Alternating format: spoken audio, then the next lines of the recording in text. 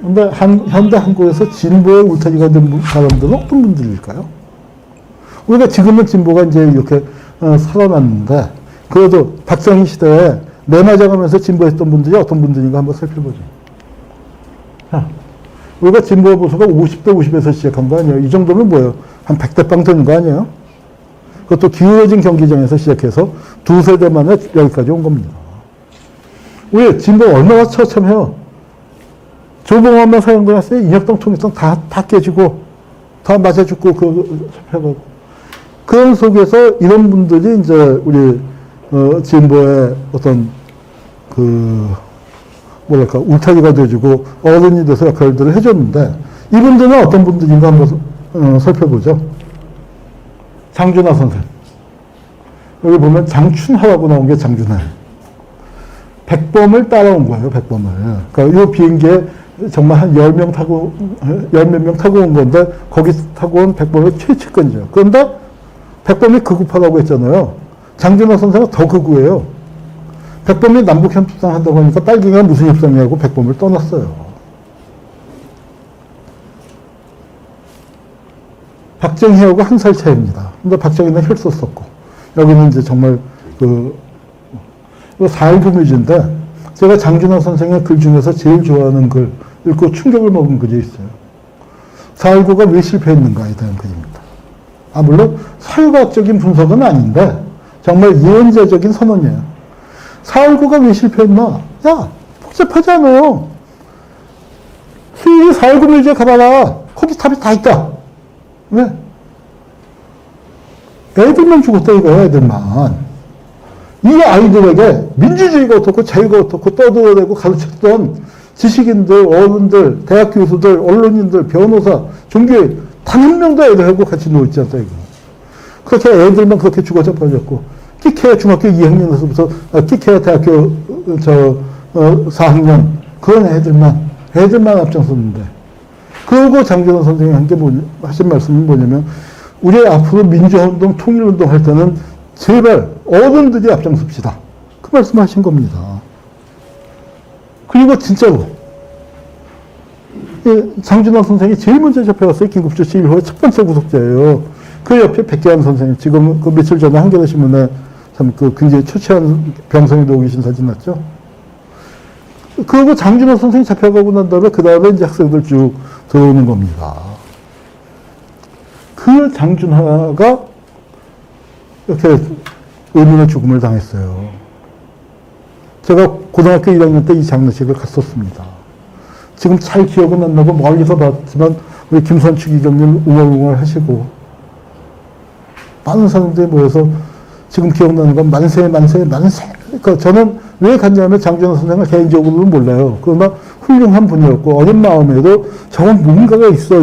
그래서 장례식을 가면은 그 죽음의 진상을 그래도 들을 수 있지 않을까. 어렸지만 그런 생각을 하고 갔는데 아무 얘기도 없었어요.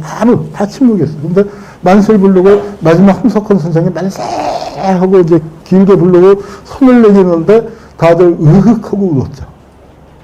나만 영문도 모르고 그냥 어리둥절하고 있었고 다들 그 깊은 그 울음을 삼켰었던 그런 기억이 납니다. 장준하가 진보의 보수예요. 백범 선생이 남북협상 한다고 하니까 무슨 놈의 남북협상이냐고, 빨갱이랑 무슨 놈의 협상이냐고 했었던 극보수예요. 극반공입니다. 장준하는 이념으로 따지면 보수예요. 다만 그분의 삶의 태도가 진짜 진보적이었던 거죠. 애들만 앞장서면 안 된다. 지식인들 앞장서서 끌고 나가서 제일 먼저 그 유신시대에 감옥 간 게 장준하 아닙니까? 이렇게 돌아가셨어요. 여기 2012년 대통령 선거를 앞두고 장준하 선생님 묘소에 있는데 홍수가 나갔고 묘가 좀 휩쓸려 갔습니다. 그래서 이장을 하게 돼서 모셔보니까 이 구멍이 이게 자연 상태로 나는 거 아니잖아요. 이거 눕혀놓고 한마디로 내지친 거 아닙니까? 우리 진짜 독립군 장준하가 박정희 정권에 의해서 이렇게 살해당한 겁니다. 이 태극기가 윤봉길 의사 그 배경으로 지금 그 태극기예요. 백범 선생이 주신 겁니다. 한석헌 선생은 누구예요? 신의주 반공 학생이고요. 사상적 배우예요. 공산주의가 싫어서 원래만 기독교 사상가입니다. 좌파예요, 우파예요? 우파죠. 우리 문익환 목사님. 해방 후에 좌우대기 입심했죠? 이분은 좌파였을까요, 우파였을까요? 우파 정도가 아니고 미군 통역장교였어요. 개운재 선생님은 우파 주목대장이에요. 우파 청년운동의 행동대장이었어요. 그랬기 때문에 이분들이 그나마 목소리를 내도 빨갱이라고 잡아가지 못하는 거죠. 워낙 우파에서 유명한 발자취가 뚜렷했던 분들이기 때문에. 박형규 목사님도 미군 장교 출신이고요. 백혜연 선생님 백범 따라다니 나이가 좀 어렸지만 그 우파 그 분위기에서 자라셨고. 이영희 선생님 국군 장교로 7년간 장기 복무했잖아요. 이영희 선생님이 그래도 그런 글을 쓰실 수 있었던 게 또 선생님 반공법으로 구속도 되고 그러셨지만 경력면에서 볼 때 국군 장교로서 확실했으니까요. 시인 김수영은 반공포로예요. 반공포. 백낙청 선생님 지금 진보진영의 제일 큰 어른이시죠. 공부 잘해서 동아일보에 이렇게 탑으로 났었어요. 그러니까 3번 났어요. 동아일보에. 유명해지기 전에. 고등학생 때 세계 영어인변대에 나와서 상 받아갖고 나고 대학교 졸업할 때 상 받고 그 다음에 또 뭘로 났냐면 보세요. 군문 두드린 어학의 천재. 하버드 대학 대학원을 다니다가 군대 가려고 귀국을 했어요. 군대 가려고. 그리고 여기 보면은 아버지하고 큰아버지가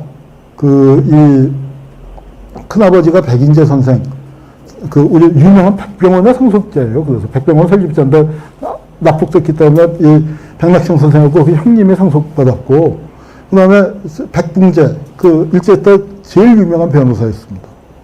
근데 큰아버지가 납북됐어요. 그 아들이 군대 가려고 귀국했다 어때요? 이건 보수에서 엄청난 스토리가 되잖아요. 근데 지금 뭐 하세요? 충북 좌과대 대장 아니에요. 참, 우리나라 참 희한한 나라예요. 병역 비리가 급증하는 이거 말이죠. 이렇게 다 보면 다 군면제예요. 그러니까 이 천안함 사건이 이 사진이 아니고 이 사진은 이제 2번째 찍은 거고, 처음에 청와대에서 이제 지하에서 벙커하면서 이제 뭐 회의하는 장면이 TV에 나오는데, 그때 제가 어떤 기자하고 같이 술을 먹고 있다가 그 뉴스를 같이 봤는데 툭툭 치면서 나한테 하는 얘기가, 선생님 저기 재밌는 거 하나 말씀드릴까요?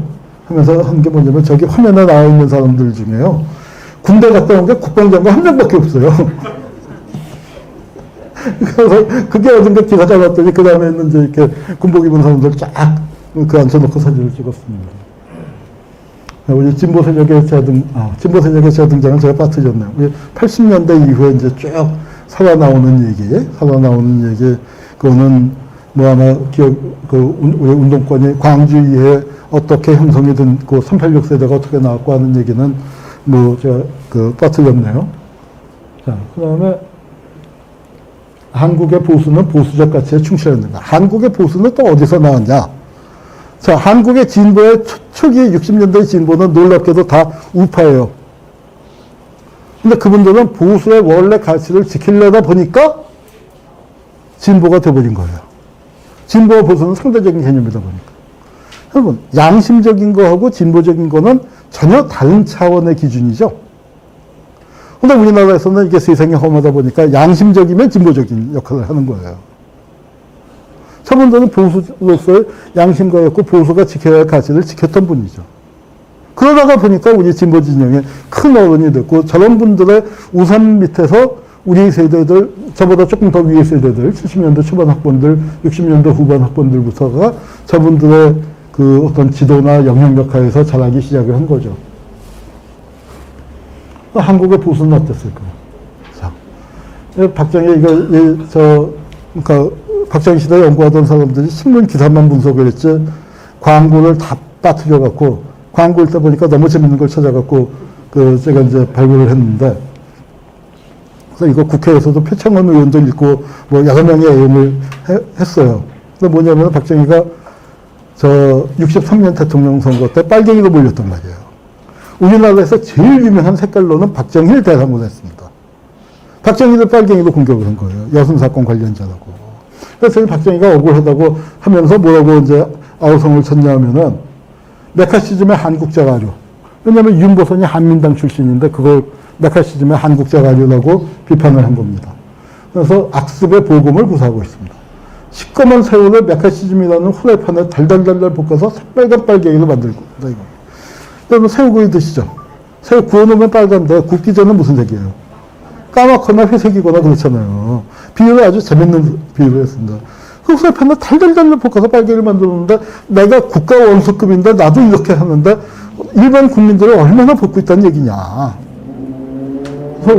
그래서 뭐라고 했냐면은 차제에 한국적 메카시즘의 성봉자를 우리 사회에서 일소시키기 위해서 분명히 관계하여 과감히 투쟁합시다. 어땠을까요? 그때 억울충들이 많았죠. 가족이 빨갱이로 몰려서 됐던 사람들. 그 사람들이 박정희를 다 지지했어요. 누가 많이 지지했을까요? 우리나라에서 그 억울한 빨갱이가 제일 많은 동네가 어디예요?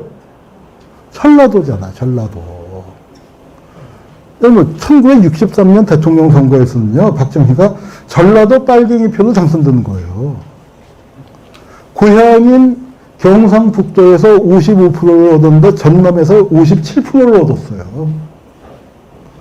이때 표 차이가 15만 표밖에 안 났어요, 윤보선하고. 그런데 호남에서만 35만 표로 크게 이겼습니다. 호남표도 당선된 거예요. 그런데 당선되고 난 다음에 이제 정말 빨갱이 사냥을 술래가 바뀌었다고. 엄청나게. 이것도 하나하나 다 얘기하자면 끝이 없지만, 김종필. 이게 박정희 정권 하에서의 유명한 빨갱이 출신들로 박정희 정권의 요직을 차지한 사람들이에요. 김종필이 원조 보수로 알고 계시지만, 아니, 요새도 서울대 다니는 놈들이 다 군대 빼먹으려고 그러는데, 그 시절에 징병제를 하지도 않을 때인데, 뭐 때문에 서울대를 다니다가 사병으로 입대했겠습니까? 그거는 그 시절에 뻔한 거예요. 경찰한테 추적을 받으면 제일 안전한 도피처가 군입대예요. 지금처럼 전선도도 있지 않고, 또 군대와 경찰 사이가 나빴기 때문에. 그래서 군대 갔었던 거고, 미국에서 박정희는 좌익이지만 완전히 전향을 했으니까 괜찮고, 김종필이는 뭐냐면 군대에 슬쩍 들어가 있다가 세상이 바뀌니까 그냥 장교를 해먹었다. 그래서 뭐라고 불렀냐면 슬리퍼. 동면 중인 공산주의자다. 그래서 김종필을 의심했습니다. 김종필이 자의반 타의반 외유하게 되는 중요한 이유고요. 그러면 뭐 여기 뭐 한 명 한 명 다 얘기하자면 끝이 없지만 김성곤. 쌍용 재벌이죠. 공화당의 실력자. 자, 쌍용은 뭘로 재벌이 됐을까요? 남로당 경북도당 비자금이에요. 그게 쌍용의 주머니 쌈짓돈이에요. 쌍용 역사에 보면은 뭐가 나오냐면 쌍용의 전신이라고 해서 삼공물산인가 삼공기업이 있어요. 왜 삼공일까요? 공산당 셋이 모여서 만들었다고 삼공이에요. 뭐 하여튼 한 명 한 명 얘기하자면 끝이 없습니다. 그러니까 우리나라가 이렇게, 그러니까 뭐 박정희 정권에 보면 김영국처럼 월남한 그 반공주의자도 있지만 공산당원도 많았었던 거예요. 우리 전시작전권 문제, 이것도 뭐 얘기하자면 긴데, 전시작전권 사실은 우리나라 이거 광복군이에요. 지금은 전시작전권 넘겨주고도 아무 뭐 이상한 거 없이 하는데, 우리 광복군 때는 어땠냐면은 이런 그 아주 시커먼 영감님들이 사상적으로 너무 보수고 완고하고 그렇지만 존경스러운 데가 있어요. 뭐냐면은 광복군의 작전지휘권이 없어요. 한국 광복군에. 그런데 지금 주한미군하고 한번 비교해 봅시다. 미군하고. 자, 광복군 어디서 만들었어요? 중국 땅에서 만들었어요. 누가 돈 돼요? 누가 먹여주고 입혀주고 재워주고 그래요? 누가 훈련시켜줘요? 그걸 어디서 활동해요? 중국 땅에서 활동하고 중국이 다 먹여주고 입혀주고 재워주고 돈 줘요. 우리가 예컨대 뭐 범의 민주화운동이다 뭐 그런 걸 우리 박주면 의원이 대통령이 되신 다음에 지원을 한다 하더라도 지원이 할 수 있죠. 뭐 그렇지만 그 사람들이 군대를 만들어서 한국에서 작전지휘권 갖고 왔다 갔다 한다면 그거는 아니죠. 훈련을 시켜줄 수 있고, 그 다음에 배 태워서 근처까지 보내는 줘도 그건 아니잖아요. 그런데 우리는 어땠냐면 임시정부 그 시절에 아우성을 쳤어요. 작전지휘권이 없는 군대가 어떻게 임시정부에 국군일 수가 있느냐. 이건 노예군대다. 이런 굴욕을 갖고 할 수가 없다. 그래서 우리 백범 선생하고 외교부장 조성원 선생을 국회에서 불러갖고 임시의정원에서 불러서 아주 그냥 박살내고 쥐잡듯이 잡습니다. 그래서 결국 작전지휘권을 찾아와요. 난 찾아온 임시정부도 대단하고 믿고 내준 중국 국민들도 대단하다고 생각해요. 그런데 우리는 어때요? 이 땅에서 우리가 주인이 이 땅에서 작전지휘권을 미국한테 넘겨주고 있잖아요. 우리 일부 국회의원이나 뭐 정부에서 한국군의 뿌리를 광복군에서 이어받자 그런 운동을 하는데 저는 뭐 큰 틀에서는 뭐 그럴 수 있다고 보지만 그 운동을 하기에는 전제 조건이 있습니다. 작전 지휘권은 찾아놓고 얘기를 해야죠. 그래야 옛날 광복군 어른들한테 염치가 있는 거죠. 이제 좀 넘어가겠습니다. 우리 한국전쟁 때 보면은 이게 모택동 아들이에요. 여긴 벤플리트 장군, 미 8군 사령관도 한국전쟁에서 희생됐습니다. 미군 장성들은 미군 장성의 140명의 부자가 같이 참전을 했고 그 중에 35명이 한국전쟁에서 희생됐어요. 근데 여러분 혹시 한국 장관이나 국회의원이나 고위 장성 아들 중에 한국전쟁 때 전사했다는 얘기 들어보신 적 있어요? 우리나라의 보수가 말빨이 쓰는 가장 큰 이유가 그겁니다. 공동체를 위해서 이만큼도 희생을 해본 적이 없어요. 보수라는 건 그걸 지키기 위해서 자기 희생을 하고 헌신하잖아요. 일본의 우익만 하더라도 그런 거 많잖아요. 그런데 우리는 뭐예요? 앞잡이였기 때문에, 자기가 주인이 아니었기 때문에, 이익을 쫓았기 때문에, 공동체를 위해서 요만한 헌신도 한 게 없어서 우리가 존경할 만한 우익을 찾기가 참 어려운 겁니다. 우리는 정말 민주화운동의 과정에서 보면은 너무 많은 열사들이 계시죠. 저 같은 사람도 이름을 다 기억 못할 만큼 많은 열사들이 계십니다. 근데 우파들은 이만큼이라도 자기를 희생한 적이 없어요.